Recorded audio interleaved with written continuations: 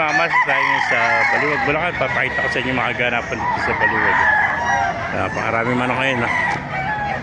Dito sila nakapwesto mga mas. Dito sila nagtitipon-tipon. Pagka may nabili kang manok, dito nila tinetesting kung maganda magtrabaho yung manok. Ayan.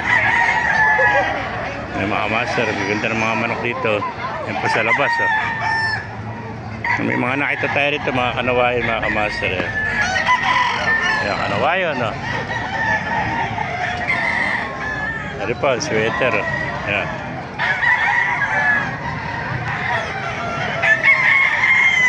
Ayan, puro din manok sa mga kamaster. Mga ganitong manok, 2,000 lang. Ayan po. Ayan, nasa 2,500 naman ito mga kamaster. Depende sa klase ng manok. Ayan.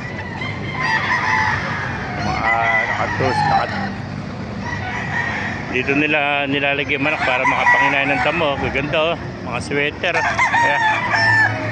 2,000 lang yan. Pag magugulang nasa 2,500 lang pakamura ng manok dito. Tama ito 3,000. Gaganda ayan mga magugulang na ito mga kamaster. Laking manok nito. Dito katawan ayan pa ayan. 3,000, 2,500 lang yan. Yung mga bata, 2,000 lang mga kamaster. Sa mga blues. Mga talisayan. Yan, ang maagana pa dito sa Baliwag, Bulacan.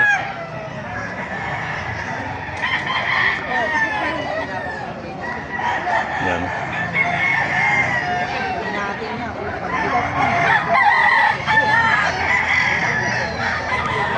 Kung naibigyan niyo ating video, pakalike, share at i-follow. Kung tayo natin, God bless you. Hoy!